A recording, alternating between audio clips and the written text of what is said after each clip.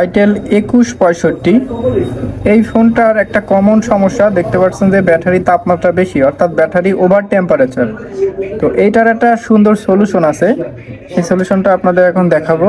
এই অনুযায়ী কাজ করলে ইনশাআল্লাহ 100% সমাধান পাবেন। আপনি অনেকভাবে চেষ্টা করতে পারেন কিন্তু কোনো ধরনের সমাধান পাবেন না। এইটা ইনশাআল্লাহ চেষ্টা করলে অবশ্যই সমাধান পাবেন, এটা আপনাদের আমি এখন দেখাচ্ছি। তো এখানে অনেকে করেন কি সরাসরি বিএসআই লাইন এবং নেগেটিভ শর্ট করে দেন, সেক্ষেত্রে হবে না। এই ক্ষেত্রে আপনাদের একটা ডায়োড ব্যবহার করতে হবে। এই ধরনের ডায়োড 2007 মডেলের বা এই ধরনের ডায়োডগুলো ব্যবহার করতে পারেন। এখানে এই ডায়োডটা একটা নিয়মের মাধ্যমে লাগাতে হবে। এখানে লাগানোর একটা নিয়ম আছে, আপনাদের আগে লাগাই দেখাই তারপরে আপনাদের বাকি কথা বলতেছি।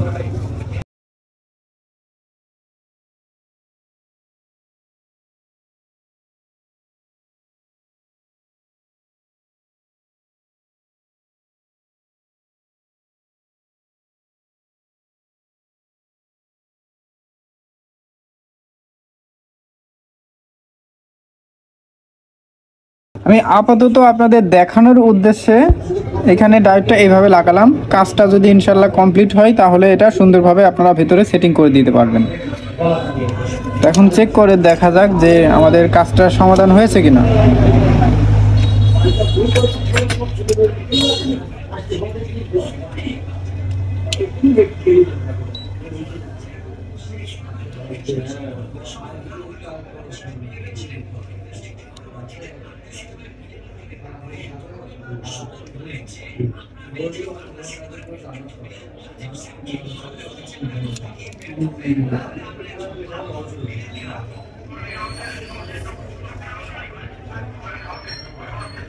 লম্বা লম্বা